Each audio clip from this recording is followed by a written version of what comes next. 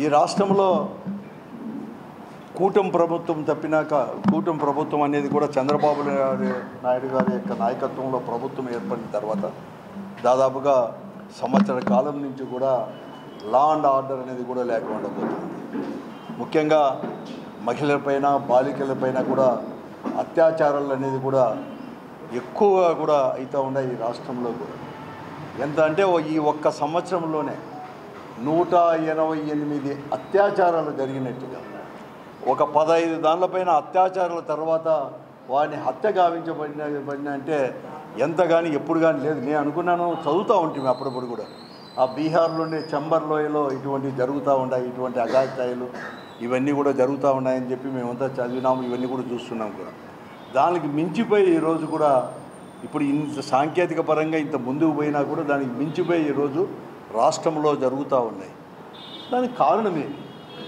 ఇంతమంది ఎక్కడ కానీ ఎందుకు? ఈ ప్రభుత్వం యొక్క ఉదాసీనత వలన, ఈ ప్రభుత్వం యొక్క ధోరణి వలన, ఈ ప్రభుత్వం అనుసరిస్తున్న ధోరణి వలన వారి యొక్క కార్యకర్తలు కూడా, మరీ ముఖ్యంగా తెలుగుదేశం పార్టీ కార్యకర్తలు కావచ్చు, నాయకులు కావచ్చు, వారన్నీ కూడా ఈరోజు కూడా ఈ రకంగా కూడా తెగబడిపోతున్నా వారిపైన ఎక్కడ కానీ యాక్షన్ లేని దానివల్ల పోలీసు శాఖ నిర్వీర్యం అయిపోయింది ఈ రాష్ట్రంలో అని చెప్పి చెప్పకనే చెప్తున్నాయి ఇవన్నీ కూడా. అంతెందుకు అనంతపురం జిల్లాని తీసుకున్నాం. మొన్న ఒక తూరి మొదట నేను అనుకున్న అక్టోబర్ అనుకున్నా, ఈ ప్రభుత్వం వచ్చిన తర్వాత అక్టోబర్లోనో నవంబర్లోనో హిందూపురం దగ్గర అక్కడ కూడా వారి కుటుంబ సభ్యుల ముందే వారంతా కూడా అక్కడ కూడా అత్యాచారం చేయడం కూడా ఓపెన్గా అత్యాచారం చేయడం. ఎందుకంటే వారి యొక్క వారు కూడా తెలుగుదేశం అధికార పార్టీకి సంబంధించిన వారు.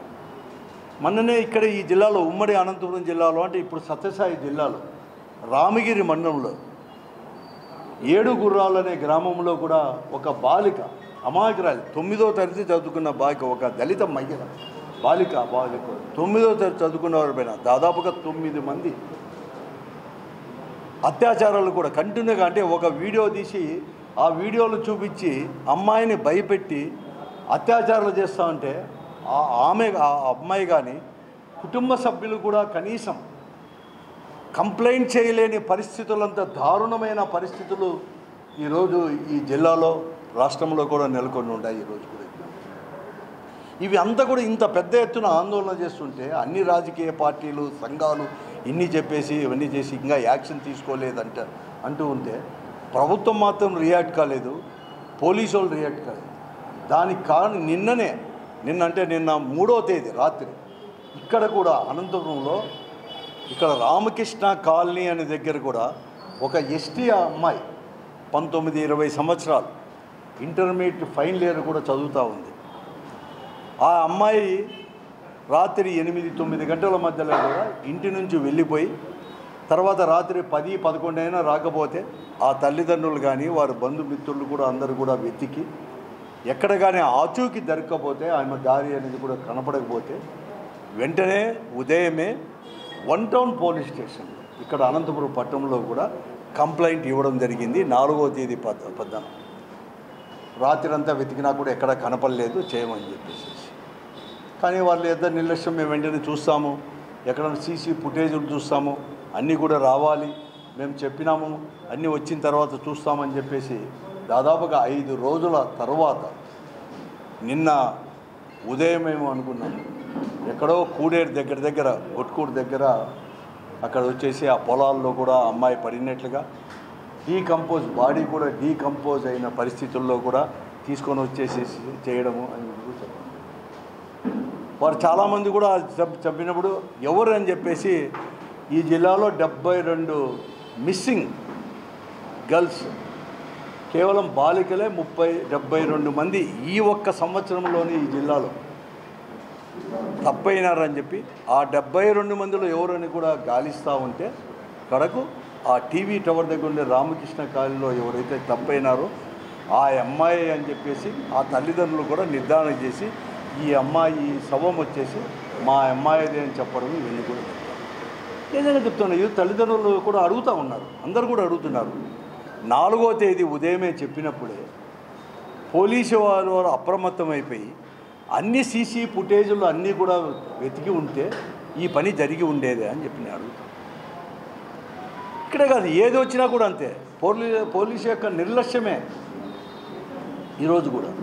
ఈరోజు ఇంత పెద్ద ఎత్తున చెప్తుంటే ఎన్ని కేసులు ఇవన్నీ కూడా తెలిసినాక ఆ పోలీసు వారు ఎంత ఉదాసీనంగా వ్యవహరిస్తున్నారంటే, కంప్లైంట్ తీసుకోవాలంటేనే, ఇటువంటి కేసులు రిజిస్టర్ చేసుకోవాలంటేనే కాదు, రిజిస్టర్ కూడా చేసుకోరు. వెంటనే కంప్లైంట్ ఇచ్చిపో, మేము వెతుకుతాం, తర్వాత మీకు తెలియజెప్తామని చెప్పే పరిస్థితుల్లో ఈరోజు కూడా సంవత్సరం నుంచి కూడా నేను వింటా ఉన్నాను. ఇటువంటి కేసులు ఇవన్నీ కూడా జిల్లాలు ఎక్కడ చూసినా ఇదే పరిస్థితి కూడా ఉంది. అసలు ఈరోజు ఒక మహిళ కనుక జిల్లా కేంద్రంలో కూడా ఒంటరిగా రావాలంటే కూడా భయపడే పరిస్థితి కూడా ఈరోజు కూడా నెలకొన్నది. లా అండ్ ఆర్డర్ పరిస్థితిగా ఈరోజు కూడా ఉంది. ఈ పోలీసులు అనేది ఎక్కడ కానీ పట్టించుకోలేదు. ఎంతవరకు ఉందంటే, నేను చూస్తున్నాను జిల్లాలో కానీ రాష్ట్రంలో అదే పరిస్థితి అని చెప్పి అందరూ చెప్తా ఉన్నారు. జరిగిన ఇన్సిడెంట్లు అవన్నీ కూడా గమనిస్తే ఈ జిల్లాలో కూడా ఎవరు కానీ అసలు పోలీస్ ఎస్పీలు గారు చెప్పినా కూడా వినే పరిస్థితి లేదు, డిఎస్పీలు చెప్పినా వినే పరిస్థితి లేదు. సిఐలు, ఎస్ఐలు, కానిస్టేబుల్ అందరూ కూడా ఆ నియోజకవర్గంలో ఉండే ఎమ్మెల్యేలో, ఎంపీలో, లేకపోతే ముఖ్యులు ఎవరన్నా అధికార పార్టీకి సంబంధించిన వారు చెబితేనే ఇటువంటి దానిపైన వెంటనే కూడా యాక్షన్ తీసుకోవడమో ఇవన్నీ కూడా జరుగుతాయి. లా అండ్ ఆర్డర్ పరిస్థితులు చాలామంది మేము చెప్పడం జరిగింది, ఎస్పీ గారికి కూడా నివేదించడం జరిగింది. ఈ జిల్లాలో జరుగుతున్న దారుణాలు ఇవన్నీ కూడా జరిగినా కూడా ఎంత చెప్పినా కూడా ఎస్పీ గారిని వెంటనే యాక్షన్ తీసుకుంటామని చెప్తున్నారు. కానీ ఎక్కడ కానీ ఒక్క సిఐ కూడా ఏ నియోజకవర్గంలో కూడా ఎవరిని చేస్తున్నారు. పోతే పోలీస్ స్టేషన్ పోదామంటే పోలీస్ స్టేషన్లో కూడా వారి దగ్గరికి పోయినామంటే కూడా వారు చాలా బిజీగా ఉంటారు. ఏం జరుగుతున్నాయంటే పంచాయతీలు జరుగుతున్నాయి అంతే. పోలీస్ స్టేషన్లో కేవలం భూ పంచాయతీలు, ఆక్రమణ చేసుకునేటివి, ఎలా బెదిరించాలి, ఇవి మాత్రమే పరిమితమవుతున్నారు ఈరోజు కూడా. అంటే వారి సంపాదనే ముఖ్యంగా కూడా ఈరోజు అన్నీ కూడా పంచుకుంటా ఉన్నారు.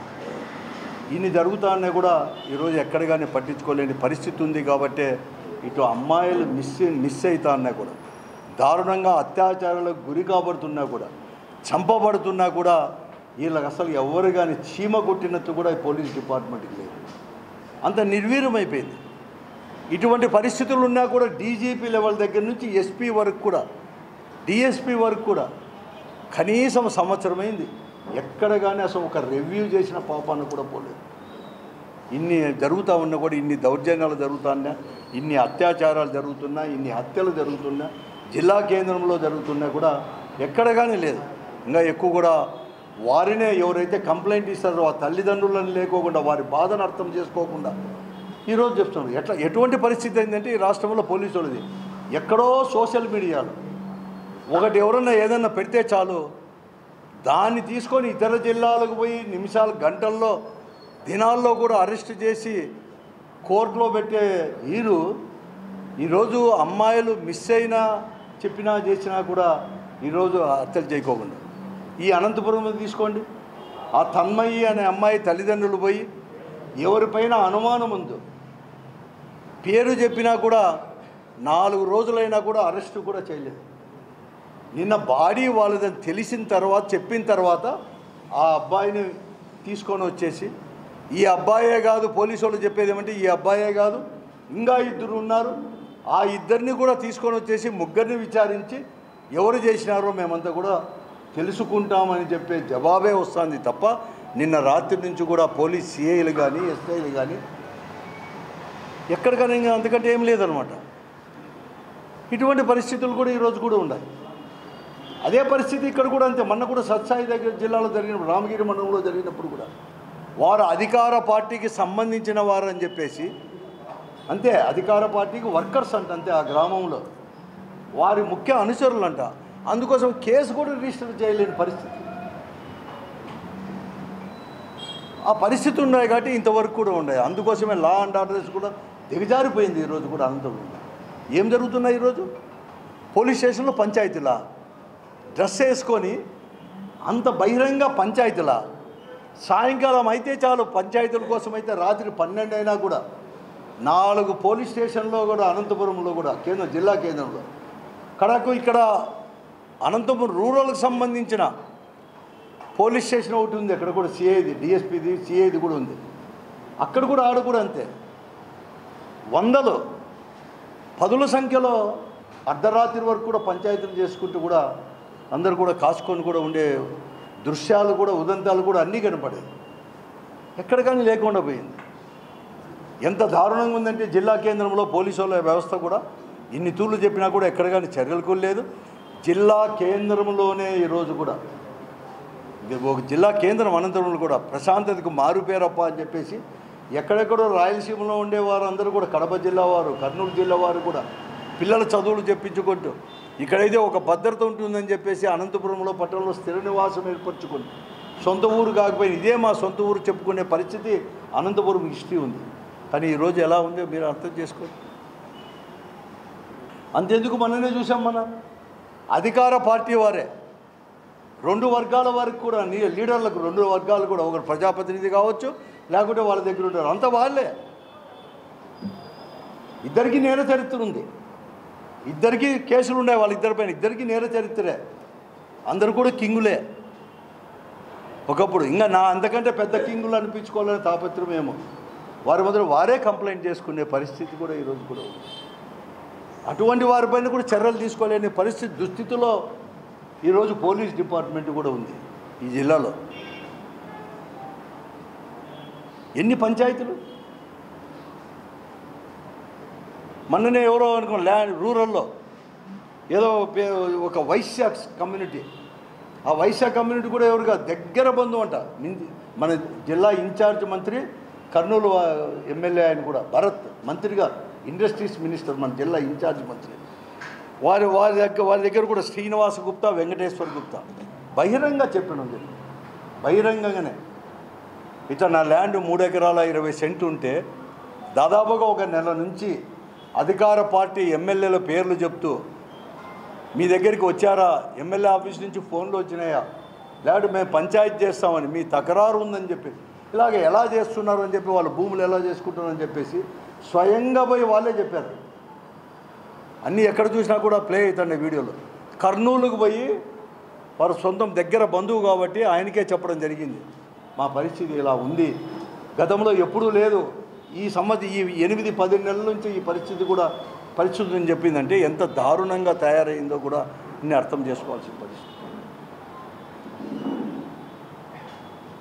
అసలు పోలీసు తెలుగుదేశం పార్టీ వారు మాట వినకపోతే చాలు పోలీస్ స్టేషన్ లోపలికి దూరి ధర్నాలు చేసే ప్రకారం ఉన్నా కూడా వారిపైన కేసులు అనేది కూడా ఇక్కడ పెట్టారు.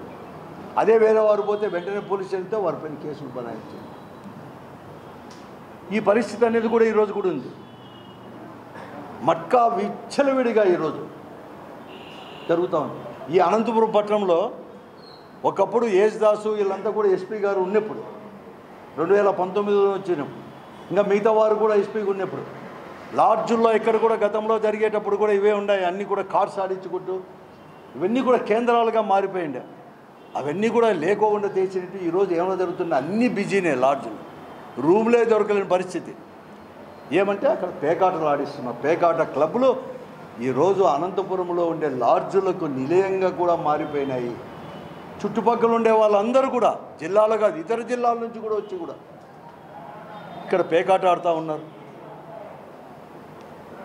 జిల్లాలో అన్ని కేంద్రాలు, అన్ని లాడ్జులు ఇలాగే అయిపోయినాయి. మట్కా కేంద్రాలు ఓపెన్గా, మట్కా కేంద్రాలు అన్ని దగ్గర కూడా అన్ని నియోజకవర్గాల్లో కూడా ఆడిస్తున్నారు. కానీ వారిపైన ఎక్కడ కానీ చర్యలు లేవు. ఏదైనా కానీ 1-2 ఎప్పుడైనా కానీ పత్రికల్లో ఏదైనా రాస్తే వారిపైన ఏదో తీసుకున్నట్లుగా హడావిడి చేయడమే తప్ప మరొకటి కూడా ఎక్కడ కానీ లేకుండా పరిస్థితి ఈ జిల్లాలో కూడా నెలకొనింది. పోలీసులు ఇంత నిర్వీర్యమైపోయింది, పోలీస్ శాఖే నిర్వీర్యమైపోయింది.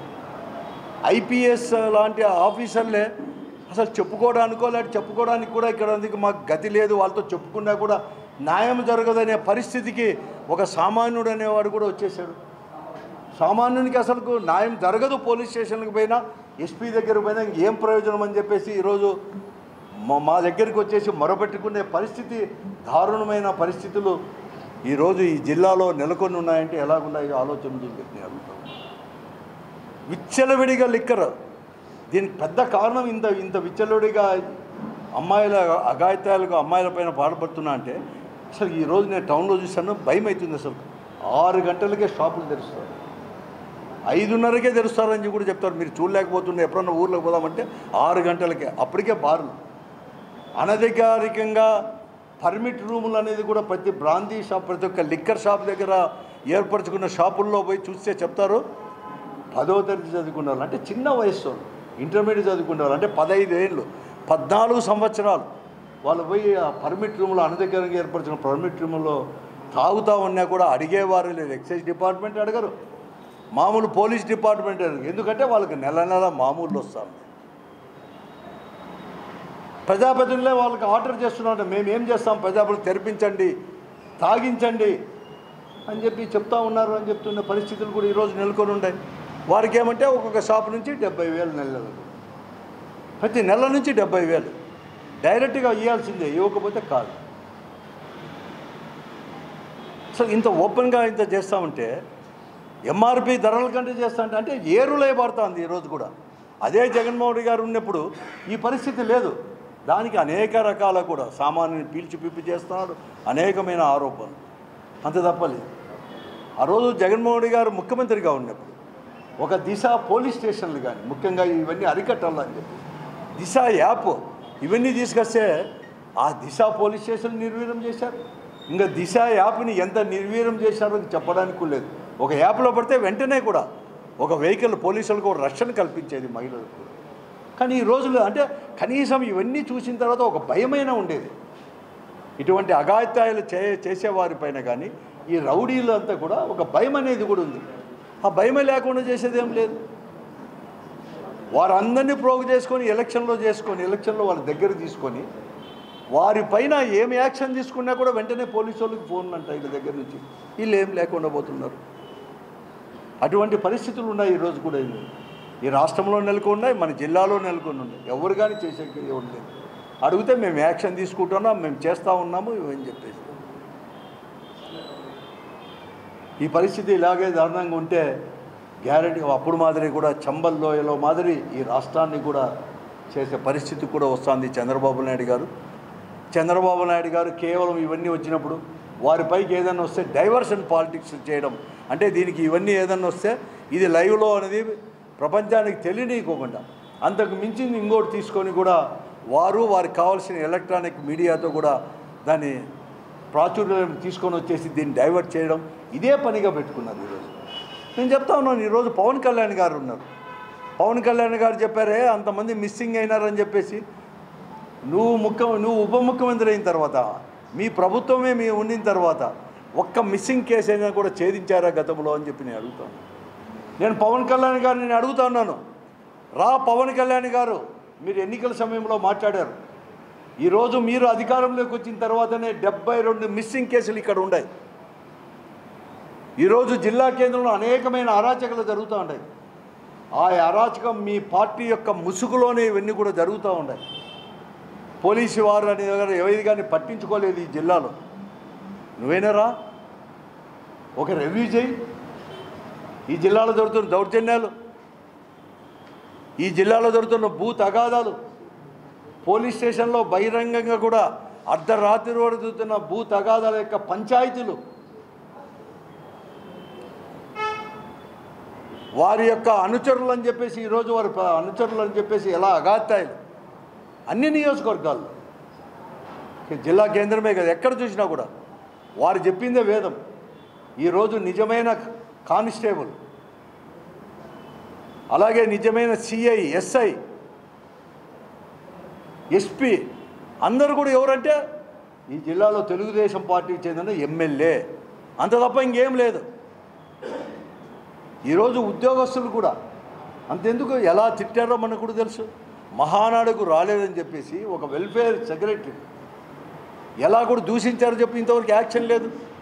అర్ధరాత్రి వరకు మున్సిపల్ కార్పొరేషన్ దగ్గర ఉద్యోగస్తులంతా కూడా ధర్నా చేసిన అమ్మాయిలు అబ్బాయిలంతా కూడా ఇంతవరకు కేసు రిజిస్టర్ కాలేదు, ఏం కాలేదు.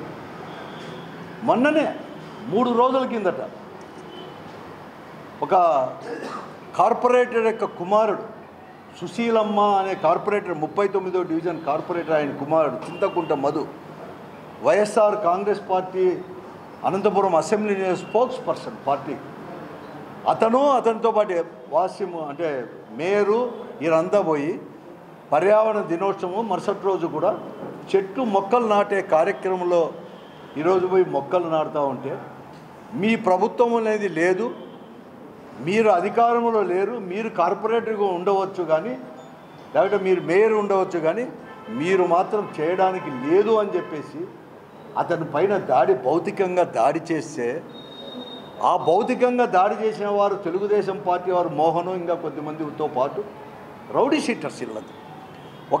ఒక రిజర్వ్ కానిస్టేబుల్ నరేష్ ఎవరు నరేంద్ర అతను కూడా తాగి డ్రంకన్ మూడ్లో కూడా దాడి చేస్తే స్వయంగా కూడా మేయర్తో పాటు కార్పొరేటర్లు కూడా కంప్లైంట్ చేయడానికి 4th టౌన్ పోలీస్ స్టేషన్ పోతే అక్కడ సిఐ లీవ్లో ఉన్నాడని చెప్తే అక్కడ ఉండే ఎస్ఐ గారు ఎవరో ప్రసాద్ బాబు నన్ను వారు అంతలేక ఫోన్ చేయడము అధికార పార్టీ వారు మళ్ళీ కూడా ఆ కంప్లైంట్ రిసీవ్ చేసుకోవడానికి కూడా దాదాపుగా 55 నిమిషాలు.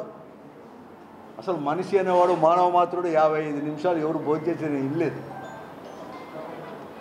భోంచేసినట్లు ఇళ్ళ ముందరే నటిస్తానే ఉండి బయటికి కూడా రాకోకుండా 55 నిమిషాల తర్వాత ఏఎస్ఐని బయటికి పంపించి ఆ రూమ్లో పంపించి కంప్లైంట్ తీసుకోవడం, ఇంతవరకు రిజిస్టర్ చేయకపోవడం.